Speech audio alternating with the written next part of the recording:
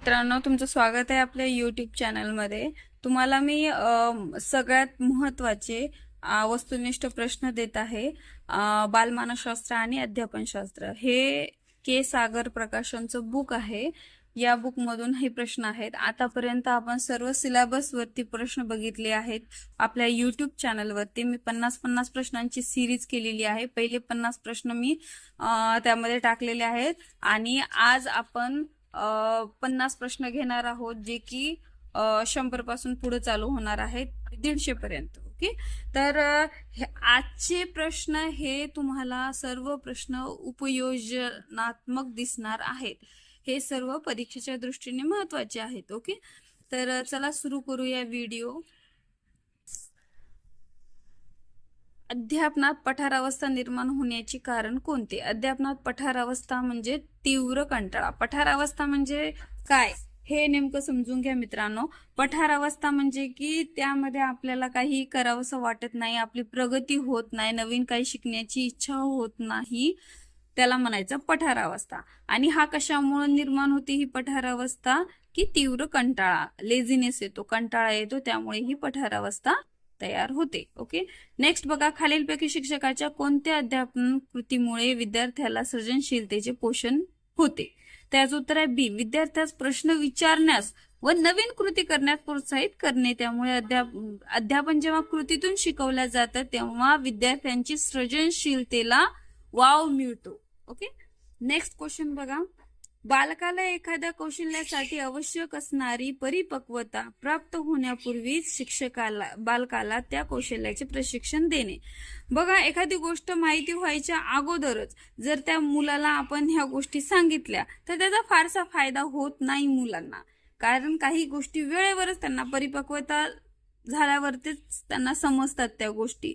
आता छोट्या बालकाला तुम्ही जर डायरेक्ट त्यांना नर्सरीच्या मुलाला तुम्ही डायरेक्टच ABCD वगैरे असं काही शिकवायला जासाल तर ते त्यांना समजेल का? त्याचा फायदा होईल का? नाही. त्यांना बेसिक गोष्टीची आधी माहिती झाली पाहिजे. बेसिक गोष्टी काय आहेत? हे आहे ऍपल, ऍपलचा अशा गोष्टीपासून त्यांना जर सुरू केलं तर त्या गोष्टीचा त्यांना फायदा होतो. पण परिपक्वतेपूर्वीच जर त्यांना जर कोणत्या गोष्टी जास्त प्रमाणात सांगितल्या तर त्यांना त्याचा फायदा होत नाही.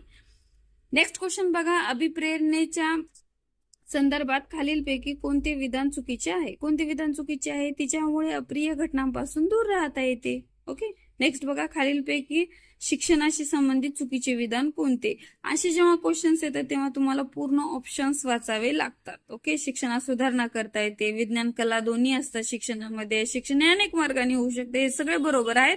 बी नंबरचं चुकीचं आहे. शिक्षण हे अनुदेशनाची प्रक्रिया आहे. अनुदेशनाची प्रक्रिया नाही आहे. अध्ययन अध्यापनाची प्रक्रिया आहे. नेक्स्ट बघा, खालीलपैकी कोणते प्रबलनाचे उदाहरण आहे? प्रबलनाचे उदाहरण कोणते आहे? सुरेश, तू एकदम बरोबर उत्तर सांगितलेस, म्हणजे त्याला प्रोत्साहन द्यायचं, हे त्याचं उदाहरण आहे. सहकार्यात्मक अध्ययनामध्ये हुशार मुले ही अध्ययनात विद्यार्थ्यांचे संपादन व आत्मसन्मान वाढतो. ओके, नेक्स्ट क्वेश्चन बघा, एक शिक्षिका विद्यार्थ्यांना शिकवताना एका विषयाचा दुसऱ्या विषयाशी संबंध जोडतात, त्यामुळे विद्यार्थ्यास एकात्मिक ज्ञान स्वरूपाचा परिचय होतो. ओके, त्यांचं पूर्वज्ञान जाणून घेतात आणि एका विषयाचा हा दुसऱ्या विषयाशी संबंध जोडून त्यांना गोष्टी समजून सांगतात. त्यामुळे काय होतं तर विद्यार्थ्यास एकात्मिक ज्ञान स्वरूपाचा परिचय होतो. बघा, DED झालेला एक विद्यार्थी TET परीक्षा उत्तीर्ण करण्यासाठी भरपूर परिश्रम करतो. तो विद्यार्थी डॅश दृष्ट्या प्रेरित झाला आहे. कशामुळे प्रेरित झाला आहे? आंतरिक गोष्टीमुळे प्रेरित झाला आहे, आंतरिक दृष्टीने प्रेरित झालेला आहे. कारण त्याला स्वतःहून वाटतं की आपल्याला जर एक शिक्षक व्हायचं असेल तर आपल्याला ही TET पास करावीच लागेल. त्यासाठीच आपण सर्व इथे जमा झालेलो आहोत आणि व्हिडिओ बघत आहात, कारण ही आंतरिक प्रेरणा आहे की आपल्याला याच्यातून काहीतरी नॉलेज भेटेल. मित्रांनो, तर तुम्हाला खरंच हे हेल्पफुल वाटत असतील व्हिडिओ आणि प्रश्न जर मदत करत असतील तर व्हिडिओला नक्कीच लाईक, शेअर, सबस्क्राईब करा. नेक्स्ट क्वेश्चन बघा, शाळेत मुलांनी स्वतः बनवलेल्या वस्तूंचे प्रदर्शन आयोजित करणे, संगीत व नाट्यमय स्पर्धा भरवणे, यातून कोणती बाब घडून येते? तर बालकांमध्ये सृजनशीलतेला चालना मिळते. ओके, नेक्स्ट क्वेश्चन बघा, जेव्हा एक शिक्षिका दृष्टीबाधित विद्यार्थ्यांना सामान्य मुलांबरोबर सांघिक अध्ययन कृतीमध्ये सहभागी करते तेव्हा ती काय करते, तर समावेशक शिक्षणानुसार अध्ययनास प्रोत्साहन देते. समावेशक शिक्षण म्हणजे सगळ्यांसोबत मिळून जुळून शिक्षण घेणे, तर त्याला काय करते, ती प्रोत्साहन देते. नेक्स्ट क्वेश्चन बघा, शिक्षिका शाळेत दृकश्राव्य साधनांचा व विद्यार्थ्यांच्या शारीरिक हालचालींना वाव देणाऱ्या अध्ययन कृतींना वाव देते, तर बालकाच्या ज्ञानेंद्रियांना चालना देऊन अध्ययन प्रक्रिया गतिमान करते ती. आजचे सर्व प्रश्न मित्रांनो उपयोजनात्मक आहे आणि असे उपयोजनात्मक आहेत की हे परीक्षा दृष्टीने महत्वाचे आहेत, कारण आपल्याला कन्फ्यूज करतात हे क्वेश्चन्स, आणि हे कन्फ्यूज करू नये आणि कन्फ्युजन दूर व्हावं याच्यासाठीच ही सिरीज घेतलेली आहे आपण. बघा, शाळेतील एक विद्यार्थी आपल्या समवयस्क मित्रांबरोबर भांडतो, तसेच शाळेचे कोणतेही नियम पाळत नाही. त्या विद्यार्थ्याला कोणत्या क्षेत्रातील मदतीची आवश्यकता आहे, तर त्या विद्यार्थ्याला भावात्मक क्षेत्रातील मदतीची गरज आहे. नेक्स्ट बघा, शिक्षकांना नेहमी शिक्षण तज्ञांकडून हा सल्ला दिला जातो की विद्यार्थ्यांना नेहमी सामूहिक अध्ययन कृतीमध्ये व्यस्त ठेवा, कारण त्यामुळे अध्ययन सुलभ होण्याबरोबरच डॅश होण्यास मदत होते. काय होण्यास मदत होते, की सामाजिकरण, एकमेकाला मदत करणे, त्या सामाजिकरणात त्यांना मदत होते. प्रतिभाशाली विद्यार्थ्यांचे शिक्षण हे खालीलपैकी कुठे दिले जावे, तर सामान्य शाळेतच विशेष अध्ययन तंत्रासह दिले जावे. शिक्षकांनी विद्यार्थ्यांकडून होणाऱ्या अध्ययन त्रुटीचा अभ्यास केला पाहिजे, कारण त्यामुळे काय होतं, तर विद्यार्थ्यांच्या अध्ययन समस्या समजतात, अध्ययन समस्येला अनुरूप अध्यापन नियोजन करता येते आणि अध्ययन समस्या दूर होण्यासाठी विद्यार्थ्याला पूरक मार्गदर्शन करता येते. म्हणून वरीलपैकी सर्व हे उत्तर आहे. नेक्स्ट बघा, राजू प्रत्येक पाठ्यघटक लवकर शिकतो पण मीनाला तोच पाठ्यघटक शिकण्यास वेळ लागतो. या विधानाशी संबंधित कारण कोणते, तर याचा कारण आहे व्यक्तिभेद. ओके, व्यक्तिभेद. प्रत्येक व्यक्ती हा वेगवेगळा असतो आणि विकासाचं तत्व आहे की प्रत्येक व्यक्तीचा विकास हा वेगवेगळा होतो, त्यामुळे याचं पूर्ण कारण आहे व्यक्तिभेद. विद्यार्थ्याला श्रमप्रतिष्ठा विकसित करण्यासाठी काय करावे, तर विद्यार्थ्याला श्रमप्रतिष्ठा विकसित करण्यासाठी काय केलं पाहिजे, विद्यार्थ्याला समाजसेवा उपक्रमातून प्रत्यक्ष कृती करण्यास वाव द्यावा. बघा, शिक्षकासाठी बालमानसशास्त्राचे ज्ञान आवश्यक आहे, कारण कशामुळे, तर बालकाचे वर्तन समजण्यास शिक्षकाला मदत होते. नेक्स्ट क्वेश्चन, बाल विकास शास्त्राचे शैक्षणिक दृष्ट्या महत्व म्हणजे. बघा, बाल विकास शास्त्राचे शैक्षणिक दृष्ट्या काय महत्व आहे हे एका शिक्षकाला समजू शकते. बालकाच्या विकासाच्या अवस्थांची माहिती होते, बालकातील व्यक्तिभेद समजतात, बालकाला आवश्यक असणाऱ्या अध्ययन अनुभवाची जाणीव शिक्षकास होते, आणि हे याचं उत्तर आहे वरील सर्व. ओके, नेक्स्ट क्वेश्चन बघा, प्राथमिक स्तरावर मातृभाषेतून शिक्षण देणे आवश्यक आहे, कारण प्राथमिक स्तरावर मुलांना मातृभाषेतून शिक्षण देणे आहे, कारण विद्यार्थ्यास ज्ञान ग्रहणाची ते सोयीचे ठरते. म्हणजे विद्यार्थ्याला ते समजण्यास खूप पूरक ठरते जेव्हा त्यांना आपण मातृभाषेतून शिक्षण देतो. बघा, विद्यार्थ्यांकडून होणाऱ्या चुकीच्या वर्तनात बदल करण्याचा प्रभावी मार्ग म्हणजे चुकीच्या वर्तनाची कारणे उपाययोजना करणे. ओके, नेक्स्ट क्वेश्चन बघा, पाठ्यघटकाशी खूप विसंगत असणारा प्रश्न एका विद्यार्थ्याने वर्गात दिल्यास शिक्षकाने काय करावे, तर वर्ग संपल्यानंतर त्याच्या प्रश्नाची त्याच्याशी चर्चा कराल. ओके, नेक्स्ट क्वेश्चन बघा मित्रांनो, संगीता एक समस्या सोडवण्याचा प्रयत्न करते पण तिला ती समस्या सोडवता येत नाही. नंतर खेळायला गेल्यानंतर तिला या समस्येची अचानक उकल होते. या अध्ययनाला काय म्हणतात, याला म्हणतात मर्मदृष्टीने अध्ययन. ओके, नेक्स्ट बघा, मर्मदृष्टीने अध्ययन करणे हे याला म्हणतात. अश्विनला त्याचे प्रशिक्षक क्रिकेट संघात नेणे घेणे नाकारतात तेव्हा अश्विन सर्व मित्रांना सांगतो की त्याला क्रिकेटमध्ये फारसा रस नाही. हे डॅश संरक्षण यंत्रणेचे उदाहरण आहे. बघा, संरक्षण यंत्रणा खूप महत्वाच्या आहेत, त्यावरती हा प्रश्न आहे. टॉपिक व्यवस्थित अभ्यास करा संरक्षण यंत्रणेचा, त्यावरती एक तरी क्वेश्चन येतो म्हणजे येतो. ओके, त्याचं उत्तर आहे समर्थन. ओके, विद्यार्थ्यांच्या मोजलेल्या बुद्धिमत्तेच्या तुलनेत त्याची भाषा व गणितातील संपादन खूप कमी आहे. हे खालीलपैकी कोणत्या कारणामुळे घडते? तर अध्ययन अकार्यक्षमतेमुळे घडते. अध्ययन अकार्यक्षमता कोणत्या आहेत? डिस्कॅल्कुलिया, डिस्ग्राफिया, डिस्लेक्सिया हे आहेत अध्ययन अक्षमता, अकार्यक्षमता. देखा, बघा, एक शिक्षक अध्ययनात वर्तनवादी दृष्टिकोन असणारे आहे. शक्यतो ते अध्यापनात डॅश पद्धती वापरतात. तर कोणती? शिक्षक केंद्री वापरतात, कारण व्याख्यान पद्धती हा शिक्षक केंद्री पद्धत आहे. नेक्स्ट बघा,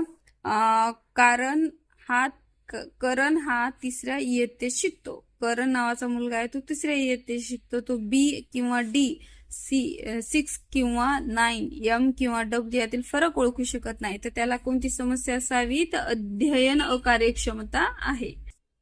नेक्स्ट बघा, प्रक्षेपण तंत्रे ही खालीलपैकी कशाशी संबंधित वर्तनाच्या मापनासाठी वापरली जातात? अबोध मनाशी वापरली जातात.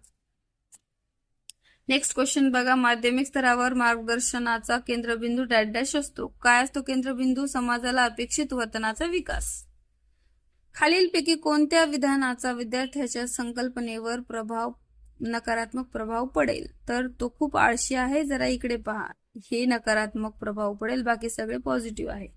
ओके, नेक्स्ट बघा, खालीलपैकी कोणते विधान मार्गदर्शक सेवेशी संबंधित नाही? तर कोणते विधान मार्गदर्शक सेवेशी संबंध नाही? ही सेवा विशिष्ट समस्येशी निगडीत आहे. नेक्स्ट क्वेश्चन बघा, एक बालक मोठ्याशी प्रत्येक मुद्द्यावर भांडतो, त्याला आपल्या भावनांचे नियंत्रण करता येत नाही. त्या बालकाची विकासाची अवस्था कोणती आहे? ह्या विकासाच्या अवस्था महत्वाच्या आहेत. त्यात भावनांचं नियंत्रण राहत नाही, मुलांना अस्थायी स्वभाव होतो, त्यांना त्यांच्या स्वातंत्र्याची जाण होते. तर ही कोणती अवस्था असते त्या बालकाची? ही असते कुमार अवस्था. ओके, त्याला पोगंड अवस्था सुद्धा म्हणतात. नेक्स्ट क्वेश्चन बघा, 10 वर्षाचा अमित बदक हा बदक असा वाचतो, तर तो मुलगा डॅश आहे. तर तो काय आहे? गतिमंद आहे. मतिमंद आहे का? नाही, तो गतिमंद आहे. म्हणजे त्याची अध्ययन करण्याची गती ही थोडी कमी आहे, म्हणून तो गतिमंद आहे. मतिमंद म्हणता येत नाही त्याला. नेक्स्ट बघा, मला बरे वाटत नाही असे म्हणून सुरेश नेहमी परीक्षा टाळण्याचा प्रयत्न करतो. हे वर्तन डॅश प्रकारचे आहे. एखाद्या गोष्टीची भीती वाटली की मला बरं वाटत नाही, मी काही येत नाही, मला नको बाबा असं म्हणतो, तर ते वर्तनाचं दांभिकता हे वर्तन आहे त्याचं. नंतर बघा, राधाच्या शिक्षिकेस हे असे लक्षात येते की राधा बरेचदा पुस्तक चेहऱ्याजवळ घेऊन वाचते व फळ्यावर लिहिलेल्या माहितीचे बरेच प्रश्न विचारते. म्हणजे फळ्यावर तिला समजत नसेल लिहिलेलं की मॅम हे काय आहे असं वगैरे बरेच प्रश्न विचारते. तिला दूरचं दिसत नसल्यामुळे म्हणा, किंवा अशा काही प्रॉब्लेम आहेत की त्यांना फळ्यावरचं व्यवस्थित दिसत नाही. राधाची शिक्षिका डॅश तिला असलेली म्हणून ओळखते. काय म्हणून ओळखते? तर तिला दृष्टीदोष असावा म्हणून ओळखते. ओके, नेक्स्ट क्वेश्चन बघा, शिक्षक बरोबर उत्तर दिलेल्या विद्यार्थ्यांकडे बघून स्मित हास्य करतात. हे डॅश प्रकारचे प्रबलन आहे. अशाब्दिक व धनात्मक प्रबलन आहे, पॉझिटिव्ह प्रबलन आहे. तर मुलांना देतो, प्रोत्साहन देतो. मुली या मुलांपेक्षा अधिक बुद्धिमान असतात. हे विधान काय दर्शवते? हे विधान दर्शवते लैंगिक पूर्वग्रह.